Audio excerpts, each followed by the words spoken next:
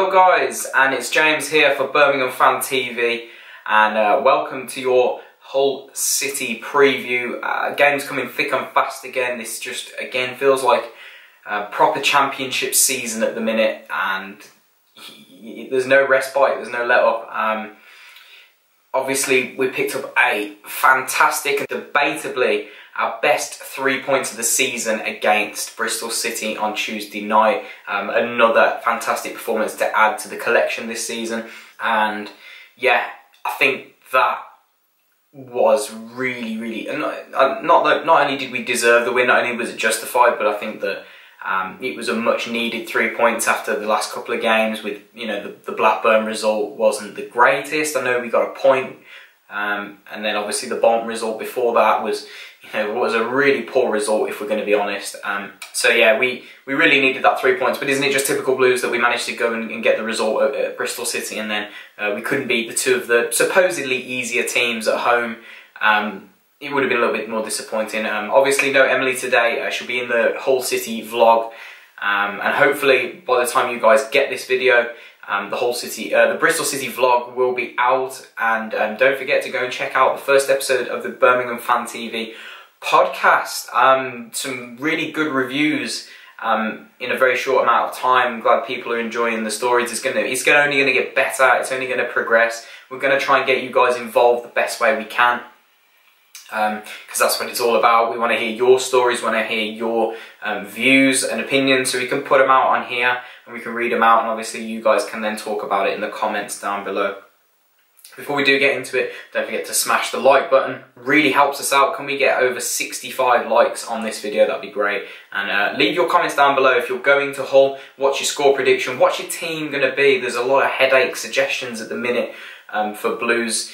Obviously, with the changes that Monk made and the system change again, that we now have a few systems to play with. What would you guys go with? What do you think is going to be best to try and get the 3 points at Hull? But let's get into it anyway, and I'll give you my opinions. Tuesday night's game set a really good template for Hull, I think. Built a little bit of momentum, gave Monk some things to think about, and gave some players a little bit more of a wake-up call. Important game. Hull are a really good team. I think one that a lot of teams underestimated at the start of the season, and they're a really good team. A lot of very good players in that team. And Atkins has done a good job there. He's a decent manager. He's done it before with Southampton, and he's going to do it. He's going to do a really good job with Hull. As shows by the table, they're only 3 points behind us. So if we were to lose this game at the weekend, we would go level on points with Hull, who have had a really good second half to the season, or last third thus far. So yeah, I think it just shows how tight the table is. I think there's only 10 points between I think it's 7th and 18th or something like that, something stupid. So yeah, a lot to be played for, and we just need to keep picking up points where we can. So yeah, this game, as always, important as ever, especially with the next game being the derby game, the big one, which we really need to be going into with flying confidence. So in terms of a team lineup, I think that now he's got some things to think about. Can I see some changes? Yes, I can. But also, Monk always loves to throw up that consistency, and he loves to keep the same team that will have won the previous game. So, in my opinion, I'll give you my predicted lineup. We'll go with Camp in goal. I think he had a really quiet game on Tuesday night. He dealt with most things well. The goal wasn't really his fault, couldn't do much about it. But other than that, made 1 or 2 decent saves, came and collected a few things really well. And altogether, again, another solid performance from Mr. Camp, who is proving to be splitting opinions this season. Let me know your opinions on Camp overall, but I'm a Camp fan, if I'm honest. I think that he does the job for us on a low budget. So yeah, a back four, I think this is where will be interesting. But I think obviously Harding was hard done by to be dropped, but then Pedersen really put in a performance at Bristol City. I think it was one of his best performances of the season. He did really well. So the back line for me won't change. I think it'll be Collan across the back with Dean, Morrison, who obviously, I think he got his 6th goal of the season, something stupid like that. He's having a really good season in front of goal, Morrison. And Pedersen across the back. It'd be nice to see the fullbacks chip in with maybe a goal or an assist.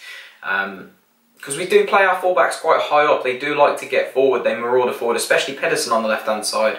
And I think he did it really well on Tuesday night. He managed to push them back up the field. He pressed teams, because obviously when the fullbacks and the wingers are pushing high up, it pushes their wingers back and limits them and camps them in their own half, and I think they do it really well. And Colin, as ever, classy as ever, you know I'm a big Colin fan.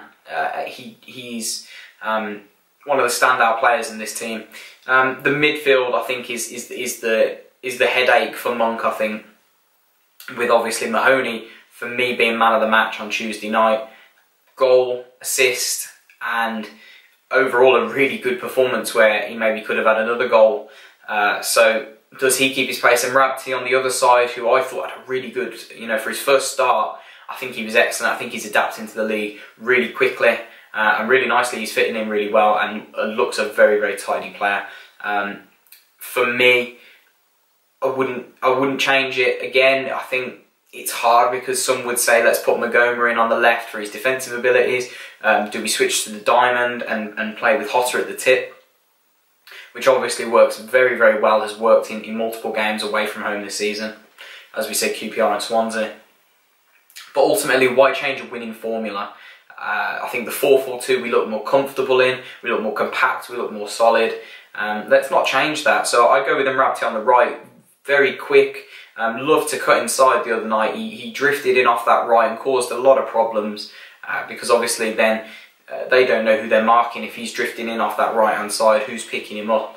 They didn't know. Mahoney on the left, who travelled with the ball well, put some decent deliveries in, obviously got the assist for the goal and scored the goal himself. Bit of luck with the goal, but it was still on target. It was still an effort that caused trouble. And then the two midfielders, I thought, plenty of energy the other night, Kieftenbeld and Gardner. We'd be lost without Gary Gardner, and it worries me ahead of the Villa game. Who is going to take the place of Gary Gardner? Do you bring Craig back in? He got around all over the show at Villa Park. That was a big issue. Do you bring Digger back in? But he really hasn't had enough minutes under his belt. You guys let me know down in the comments below who you thinking ahead of the Derby game. But obviously Gary really shouldn't lose his place, and neither should Kieftenbeld, who again, just tireless work in that midfield, sweeping up in front of the back line. The two midfielders complement each other excellently, and then obviously the forward two of Jukovic and Adams. I think Vass came on and really did well. He put a shift in when he came on for Adams the other night, and I think Adams did pick up a slight knock on his shin, but I think he's going to be okay. I'm reading Monk's press conference news, and Mahoney was just cramp. So yeah, I can't see him changing it. I think he was really happy with the way we set up away from home. Hull are going to offer something a little bit more different. I think they play with their wingers tucked in a little bit more. They're very, whereas Bristol City were quite direct with Zizou and tried to get men around him. No, they'll pass the ball out and work the ball out wide and try and drive at you from there. And that's going to cause us some real problems with they've got some excellent players, you know, with players like Brzezinski, who caused us some ridiculous problems in the home fixture when they managed to pull it back to 3-2. Jackson Irvine in midfield, and obviously Jared Bowen, who's been one of the standout young players from the Championship this season. Obviously Hull are sitting, I think, 4 or 5 places below us, but only 3 points. So it's imperative that we get a result, whether it be a draw or a win away from home this weekend. It's going to be a tough one. I personally believe that I can see us getting something. I don't know why not. That I think that Hull are an easy team. I don't think they're going to be a pushover. We're going to have to work possibly even harder than we did at Bristol City to get anything out of the game. At the minute, going forward, we look so dangerous. I mean, just looking at the statistics, I don't actually remember the last time we drew a blank in a game other than Bolton. We go back before Bolton. In the league, you're talking 1, 2, 3, 4, 5, 6, 7, 9. You're talking 1 in 10 where we haven't scored recently. So I think it's more our attacking presence that fills me with confidence. But can we keep it tight at the back and not concede against a very tricky Hull side? Score prediction from me is going to be, I can see a 1-1. If I'm honest, I can see it. But, you know, don't get me wrong, Hull are going to cause us some serious problems, and I think it would be nice to get Jukovic back on the score sheet. So I'm going with the 1-1 and Jukovic to score. Guys, let me know your score predictions and goal scorers in the comment section down below. And don't forget to leave that like, comment and subscribe if you haven't already. We are really close to that 1,000. Head over to social media, onto Twitter, onto Facebook and onto Instagram and follow us there. Obviously, a lot of people have been enjoying the content on there recently as well. And there's plenty more where that came from, guys. But thank you so much for joining in. I've been James for Birmingham Fan TV. Catch us for the Hull City vlog and review on Saturday. Have a good week. Keep right on.